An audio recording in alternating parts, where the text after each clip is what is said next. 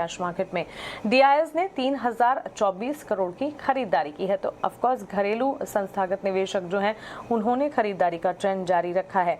वायदा बाजार की अगर बात करेंगे, यहाँ पर इंडेक्स फ्यूचर्स में एफआईआईज ने करीब 80 करोड़ की खरीदारी की है और इंडेक्स ऑप्शंस में 1913 करोड़ की खरीदारी के आंकड़े आते हुए दिखे हैं। तो क्लियरली कैश मार्केट में एफआईआईज की बिकवाली को अगर छोड़ देते हैं तो कैश मार्केट में डीआईएस की खरीदारी है, इंडेक्स ऑप्शंस में एफआईआईज की खरीदारी है और इंडेक्स फ्यूचर्स में भी एफआईआईज की खरीदारी के आंकड़े आते हुए दिखे हैं। तो ये है एफआईआईज डीआईएस के आंकड़े। लेकिन चलिए आगे बढ़ते हैं, हमारे साथ मार्केट एक्सपर्ट को जोड़ते हैं, उनसे समझने की कोशिश करते हैं कि मंथली एक्सपायरी के दिन आज के लिए लेवल्स कौन से अहम हैं। मेरे साथ ओप्युलेंट एडवाइजर्स के ब्रजेश सिंह जुड़ गए हैं। ब्रजेश, गुड मॉर्निंग, स्वागत है आपका 18 आवर्स स्वदेश पर। हमने कल देखा बाजार ने शानदार तेजी के बीच कामकाज दिन भर किया, लेकिन आखिरी मिनटों में बिकवाली का दबाव दिख चुका। जब सब श्योर हो चुके थे कि बाजार तेजी की तरफ बढ़ रहा है, तभी बाजार ने गिरावट और बड़ी बिकवाली दिखाई। आज मंथली एक्सपायरी का दिन है। ऑफ कोर्स वॉलेटाइल सेशन रहने की पूरी उम्मीद है, लेकिन आपके हिसाब से एक्सपायरी किन लेवल्स पर कटती हुई दिखेगी, लेवल्स कौन से अहम है? गुड मॉर्निंग मानसी जी। ओवरऑल ट्रेंड अगर हम ग्लोबल पिक्चर का देखें तो वो नेगेटिव है और हमारा भी नेगेटिव ही है। और जैसे कि आपको ज्ञात हो कि European market as well as US market वो भी नेगेटिव में खुले हैं और मेरा ऐसा मानना है कि हम भी नेगेटिव में ही खुलेंगे। 4-5 दिन पहले से अगर आप रुझान देखती चली जाएं तो मार्केट नेगेटिव में खुलता था, पूरे दिन वो पॉजिटिव में ट्रेड होता था और उसके बाद में क्लोजिंग हमारी नेगेटिव में होती थी। कल के सत्र में हमने ये देखा था कि एक गैप अप ओपनिंग और पॉजिटिव क्लोजिंग हुई है, लेकिन क्लोजिंग जो हुई है वो नेगेटिव में हुई है।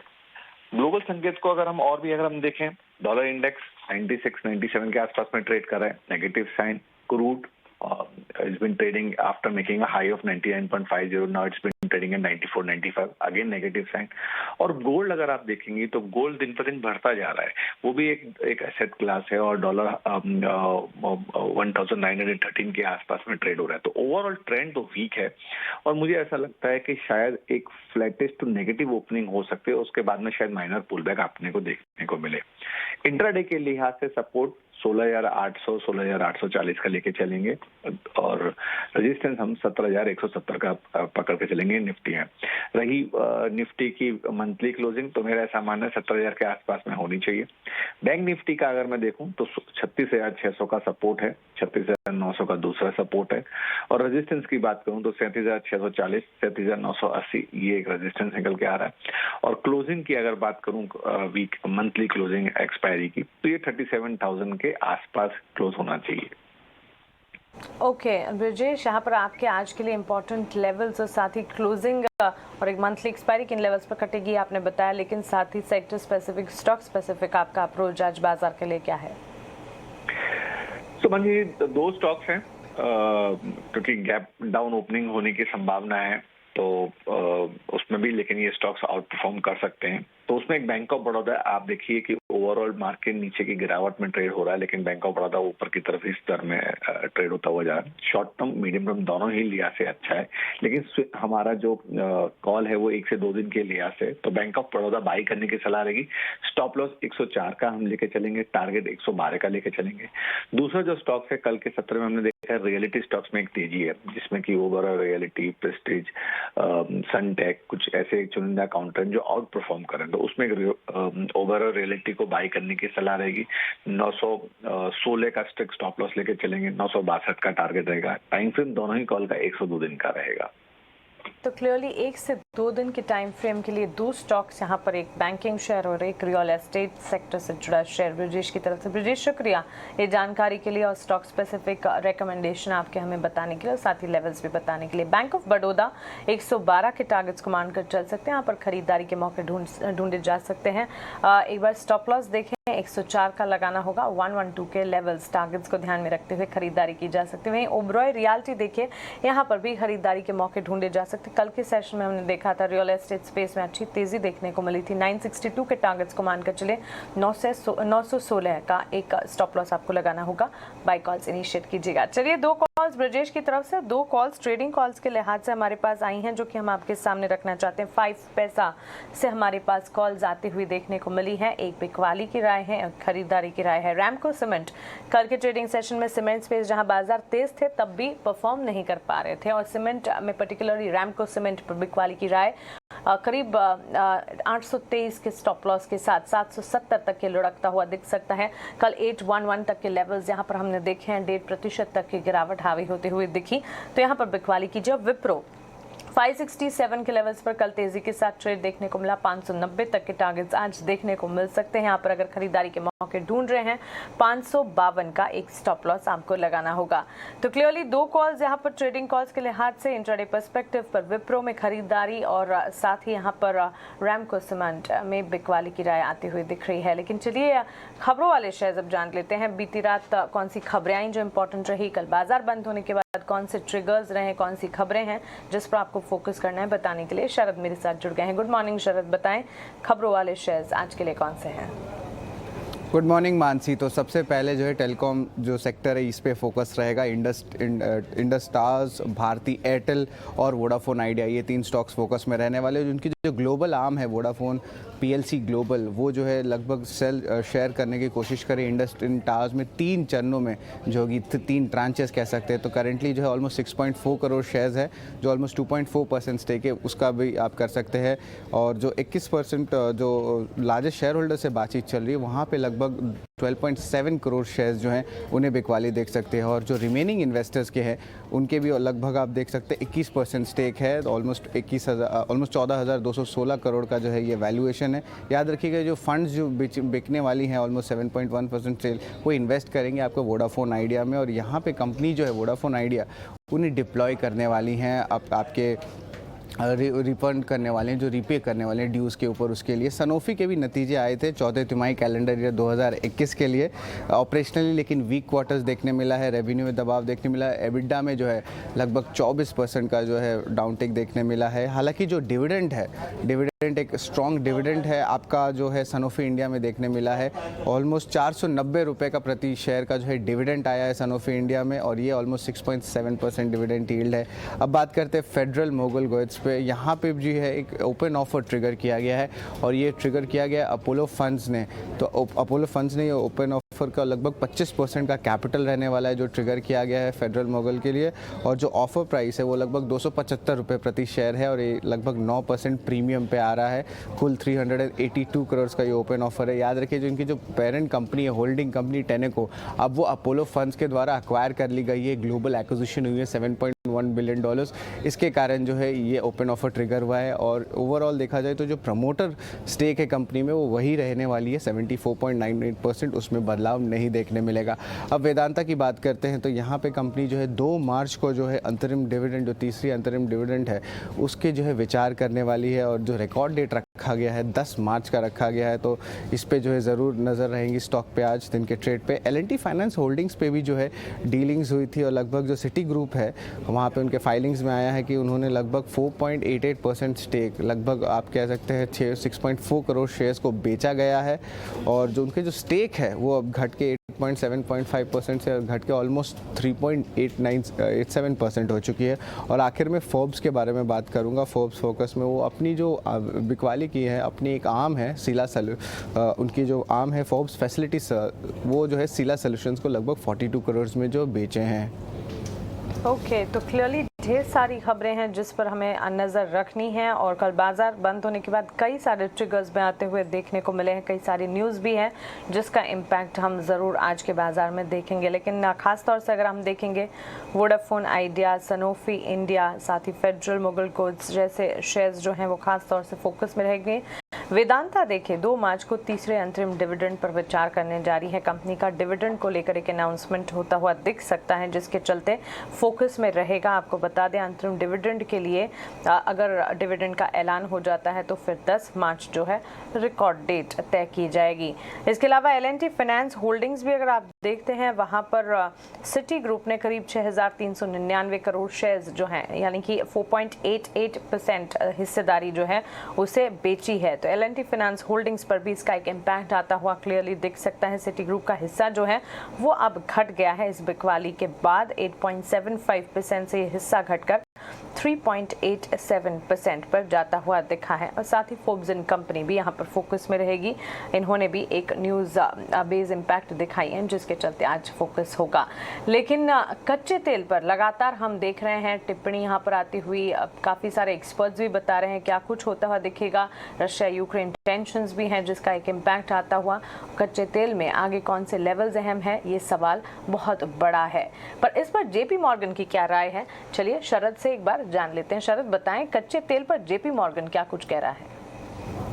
जी बिल्कुल, उनका भी जो है स्टांस वॉलेटिलिटी पे है। कितना जो स्पेशली जो जियोपॉलिटिकल टेंशंस पे आ रहा है, वो कह रहे हैं कि जो पिछले कुछ दिनों में जो है जियोपॉलिटिकल टेंशंस के कारण जो है कच्चे तेल के दाम में जो एक बढ़ोतरी देखने मिल रही है। इसके अलावा जो है कमोडिटी मार्केट में जो संतुलन है और ज़्यादा बिगड़ने की जो है जोखिम है, एटलीस्ट शॉर्ट टर्म में तो ये देखने वाली है। और यूक्रेन के जो टेंशन में बढ़ने के कारण जो है रूस ने प्रतिबंध भी लगा दिए हैं, तो इसके कारण जो है एक इम्पैक्ट देखने मिल सकता है।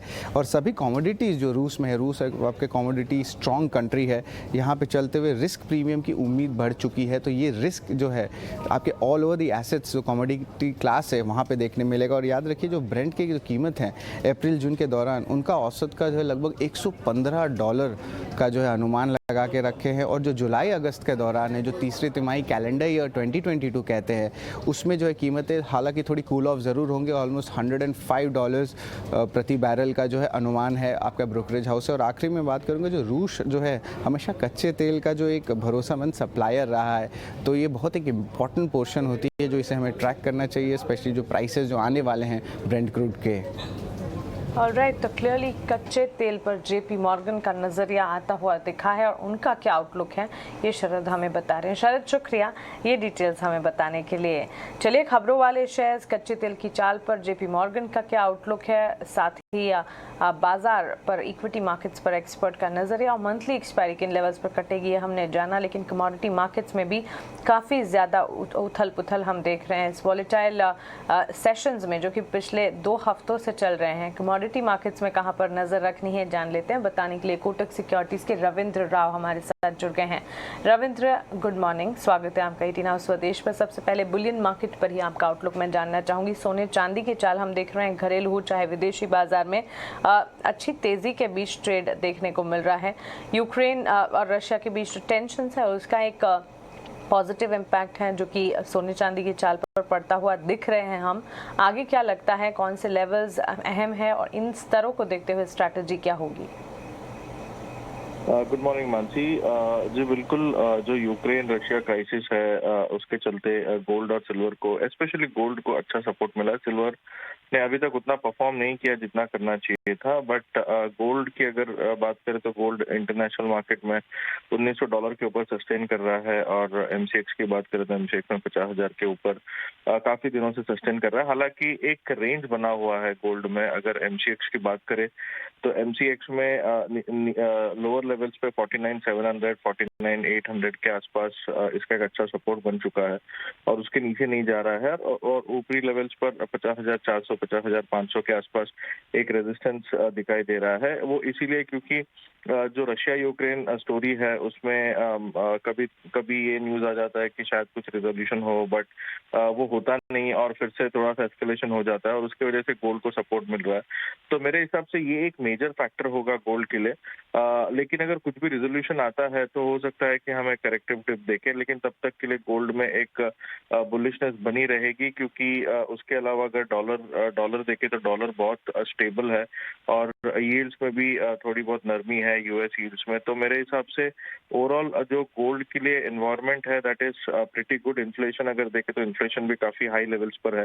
तो मेरे हिसाब से गोल्ड में एक पॉजिटिवनेस कंटिन्यू रहना चाहिए। बट एक यूक्रेन और रशिया का जो डेवलपमेंट है उस पर जरूर ध्यान रखना चाहिए। अगर उसमें कुछ भी रेजोल्यूशन आता है तो एक अच्छा खासा प्रॉफिट बुकिंग आ सकता है गोल्ड में। बट एज ऑफ नाउ थोड़ा सा पॉजिटिवनेस कंटिन्यू रहेगा। सिल्वर में मैं थोड़ा सा ज्यादा बुलिश हूँ क्योंकि सिल्वर सिल्वर में जो मोमेंटम दिखना चाहिए था वो नहीं दिख रहा है, बट मुझे लगता है कि जल्दी हम फिर से 65,500 66,000 तक के लेवल सिल्वर में देख पाएंगे। तो सिल्वर में अगर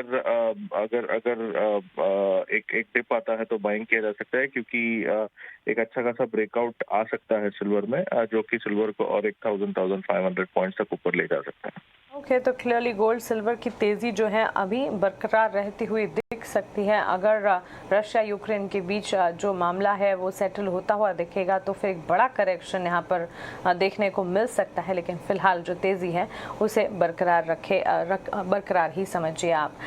लेकिन साथ ही रविंद्र, एनर्जी पैक की चाल अगर देखें, कच्चे तेल में तो उबाल है ही, लेकिन नेचुरल गैस भी हम देख रहे हैं कल करीब 1% की तेजी के साथ ट्रेड हमने देखा, यहाँ पर अच्छी बढ़त पर कामकाज कर रहा है। नेचुरल गैस पर आपकी राय क्या होगी? वेल मानसी, नेचुरल गैस में भी मेरे हिसाब से एक ब्रॉडर रेंज है। अगर हम इंटरनेशनल मार्केट्स की बात करें तो नेशनल लेवल्स पर 4.20 4.30 डॉलर्स के आसपास सपोर्ट ले रहा है और ऊपरी लेवल्स पर $5 के ऊपर नहीं जा रहा है। तो मेरे हिसाब से अभी ये एक सपोर्ट लेवल्स पर है। जो क्राइसिस है उसका भी इम्पैक्ट नेचुरल गैस पे पड़ेगा। तो मेरे हिसाब से अगर ये एस्केलेट होता है तो और नेचुरल गैस के प्राइसेस में एक अप मूव आ सकता है। अभी फिलहाल ये एक सपोर्ट लेवल पर है, 330 332 का एक स्ट्रॉन्ग सपोर्ट है। तो मेरे हिसाब से सपोर्ट पे खरीदारी करना एक बेटर स्ट्रैटेजी होगी। फिर से एक बार हम 350 354 का रेट इसमें देख सकते हैं। तो मेरे हिसाब से 336 तक आता है तो एक बार बाइंग किया जा सकता है नेचुरल गैस में। ओके, तो क्लियरली 350 के टारगेट्स को मानकर चलें। 336 के लेवल्स पर अगर ये मिल जाए तो एक बार बाय कॉल इनिशिएट करके चल सकते हैं, और यहाँ पर 330 का आपको एक स्टॉप लॉस लगाना होगा। साथ ही सिल्वर में भी खरीदारी की जाए यहाँ पर रविंद्र की तरफ से। रविंद्र, शुक्रिया तमाम जानकारी के लिए और कमोडिटी मार्केट्स पर अपने आउटलुक हमें बताने के लिए। चलिए आगे बढ़ते हैं, अब ब्रोकरेज हाउसेस की रिपोर्ट्स क्या कुछ आई हैं जान लेते हैं ख्याति से। ख्याति, बताएं ब्रोकरेज रिपोर्ट्स आज कौन सी हैं?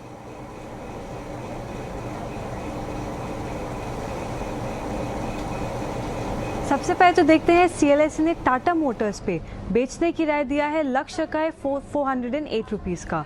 जेएलआर ने बाकी ऑटो कंपनीज के सामने अंडर परफॉर्म किया और इसकी वॉल्यूम्स भी काफ़ी कम रही। फिर देखते हैं सीएलएसए ने फार्मा पे एक रिपोर्ट दिया है जिसके हिसाब से मिड कैप फार्मा कंपनीज अपने पीक से 30 to 40% के करीब नीचे है। डॉक्टर रेड्डीज, कैडिला और टोरेंट करीब 15% डाउनसाइड और 30% अपसाइड के बीच में रह सकता है। रिस्क रिवॉर्ड डॉक्टर रेड्डीज और कैडिला का अच्छा दिख रहा है और टोरेंट फार्मा अगर अपने प्राइसेस बढ़ाएगा बोथ इंडिया और ब्राजील में तो इसको मिल सकता है फायदा। फिर देखते हैं जेपी मॉर्गन ने क्रॉम्पटन कंज्यूमर पे न्यूट्रल राय को अपग्रेड करके ओवरवेट की राय दिया है। लक्ष्य का है 485 रुपीज़ का। स्पेशली अगर कंपनी अपना अधिग्रहण कर रही है नई कंपनी का तो इसे किचन अप्लायंसेस से मिल सकता है फायदा। आखिरी में देखते हैं जेफरीज ने बंधन और इंडसइंड बैंक पे एक रिपोर्ट दिया है। दोनों कंपनी की आय में एक टर्न अराउंड आ सकता है और अगर क्रेडिट कॉस्ट डिक्रीज होगी तो ये टर्न अराउंड आएगा। अगर ये टर्न अराउंड आया तो बैंक के बेहतर होने के पूरे चांसेस हैं। तो ये है तमाम ब्रोकरेज रिपोर्ट्स जिस पर आज के लिए नजर रखनी है। शुक्रिया ख्याति, तमाम ब्रोकरेज रिपोर्ट्स हमें बता